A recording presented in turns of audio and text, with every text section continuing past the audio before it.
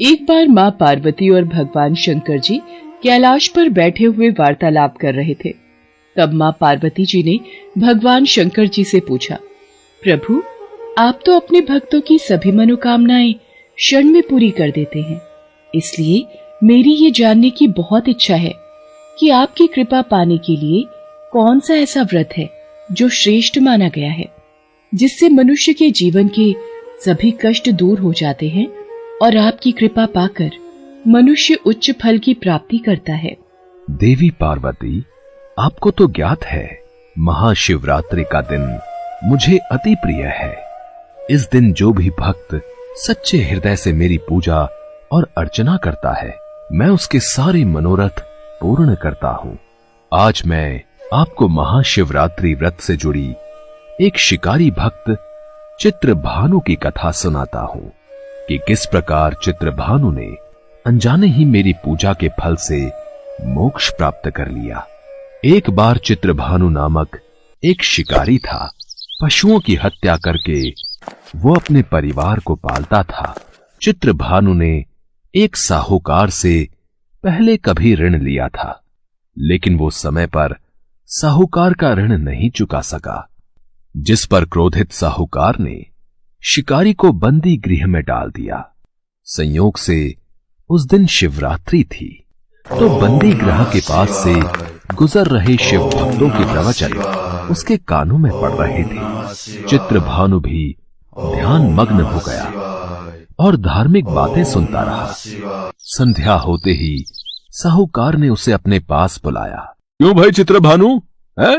पूरा दिन भूखे प्यासे रहकर कुछ अक्ल तो आ ही गई होगी। मेरा ऋण कब तक चुकाने का इरादा है? साहूकार जी, मुझे बस कल तक का समय और दे दो, मैं आपका सारा ऋण लौटा देने का वचन देता हूं। सिर्फ कल तक का ही समय दे रहा हूं। अगर तू अपने परिवार के साथ इसी गांव में रहना चाहता है तो कल तक मेरा सारा कर्जा चुका देना। महादेव, चित्रभानु ने तो सुबह से अन्न जल कुछ भी ग्रहण नहीं किया था, वह तो भूखा प्यासा था। हाँ देवी पार्वती, चित्रभानु को अगले दिन तक साहूकार का कर्जा चुकाना था, इसलिए वो घर नहीं गया, सीधा वहां से जंगल में शिकार के लिए निकल गया। लेकिन दिन भर बंदी गृह में भूखे प्यासे बंद रहने के कारण चित्रभानु भूख प्यास से व्याकुल था। उसने शिकार करने के लिए तालाब के किनारे बेल वृक्ष पर पड़ाव बना लिया। उसी बेल वृक्ष के नीचे शिवलिंग था, जो बेल पत्तियों से ढका हुआ था। चित्रभानु इस बात से अनजान था। पड़ाव बनाते समय चित्रभानु ने बेल वृक्ष की जो टहनियां तोड़ी, उसकी बेल पत्तियां संयोग से वृक्ष के नीचे बने शिवलिंग पर गिरती रहीं। इस प्रकार दिन भर भूखे प्यासे रहने से चित्रभानु का व्रत भी हो गया और शिवलिंग पर बेल पत्र भी चढ़ गए। मैं जानती हूँ प्रभु, ये सब आपके ही द्वारा रचाई हुई लीला है। आप अपने भक्तों की सदैव परीक्षा लेते रहते हैं ताकि उन्हें उत्तम जीवन की प्राप्ति हो। भगवान भोलेनाथ माँ पार्वती के मुख से ये वाक्य सुनकर मुस्कुरा देते हैं और आगे की कथा कहते हैं। देवी पार्वती, मैं अब आगे की कथा कहता हूँ। रात्रि का एक पहर बीत चुका था। चित्रभानु शिकार की तलाश में अभी तक उस बेल वृक्ष पर ही बैठा था। तभी एक गर्भिणी मृगी तालाब पर पानी पीने पहुंची। शिकारी चित्रभानु ने धनुष पर तीर चढ़ाकर ज्यों ही प्रत्यंचा खींची। रुको शिकारी रुको, मेरी हत्या न करो, मैं गर्भिणी हूँ। तुम एक साथ दो जीवों की हत्या करोगे जो ठीक नहीं है। मुझे कृपा करके अभी छोड़ दो, मुझे जाने दो। मैं वचन देती हूँ, मैं बच्चे को जन्म देकर शीघ्र ही तुम्हारे समक्ष आ जाऊंगी, तब तुम मुझे मार देना। पता नहीं इस गर्भिणी मृगी को मारने का मन ही नहीं कर रहा। इसकी बात पर विश्वास करके अभी इसे जाने देता हूं। कोई और शिकार आ जाएगा तो उसे मार दूंगा। कुछ ही देर बाद एक और मृगी उधर से निकली। चित्रभानु की प्रसन्नता का ठिकाना न रहा। मृगी के समीप आने पर उसने धनुष पर बाण चढ़ाया। तब उसे देख मृगी ने विनम्रता पूर्वक निवेदन किया, हे पार्थी, मैं अपने पति की खोज में भटक रही हूँ। मैं अपने पति से मिलकर शीघ्र ही तुम्हारे पास आऊंगी, फिर तुम मुझे मार देना। ये मुझे क्या हो रहा है? मेरे हाथ आए शिकार को मैं स्वयं ही छोड़ रहा हूं। मेरे हाथ बार बार धनुष पर प्रत्यंचा चढ़ाते हैं और बार बार ही हाथ छूट जाता है। रात्रि का अंतिम पहर बीत रहा था। तभी एक अन्य मृगी अपने बच्चों के साथ उधर से निकली। इस शिकार को मैं अपने हाथों से नहीं जाने दूंगा। समय गवाए बिना इस शिकार को अपना निशाना बना लेता हूं। हे पार्थी, मुझे जाने दो। मैं इन तीनों बच्चों को इनके पिता को सौंप कर लौट आऊंगी। सामने आए शिकार को छोड़ दूं? मैं ऐसा मूर्ख नहीं। इससे पहले मैं 2 बार अपना शिकार खो चुका हूं। मेरे बच्चे भूख प्यास से तड़प रहे होंगे। मैं तुम सबकी बातों में बहुत आ चुका। तुम सबने मुझे बहुत बना लिया। अब तुम्हें मेरा शिकार बनना ही होगा। जैसे तुम्हें अपने बच्चों की ममता सता रही है, ठीक वैसे ही मुझे भी अपने बच्चों की चिंता है। इसलिए मेरे छोटे छोटे बच्चों पर दया करो। मैं थोड़ी देर के लिए जीवन दान मांग रही हूँ। हे पार्थी, मेरा विश्वास करो। मैं इन्हें इनके पिता के पास छोड़कर तुरंत लौटने की प्रतिज्ञा करती हूँ। ठीक है, मैं तुम्हें तुम्हारे बच्चों के कारण छोड़ रहा हूं, पर इन्हें छोड़कर तुम्हें शीघ्र ही लौटना होगा। तत्पश्चात क्या हुआ प्रभु? क्या वे तीनों मृगियां वापस लौटी? देवी पार्वती, आगे की कथा यूं इस तरह से विपरीत होती है। जब शिकार के अभाव में बेल वृक्ष पर बैठा शिकारी चित्रभानु बेल पत्र तोड़ तोड़कर नीचे फेंकता जा रहा था, पौ फटने को हुई तो एक हृष्ट पुष्ट मृग उसी रास्ते पर आया।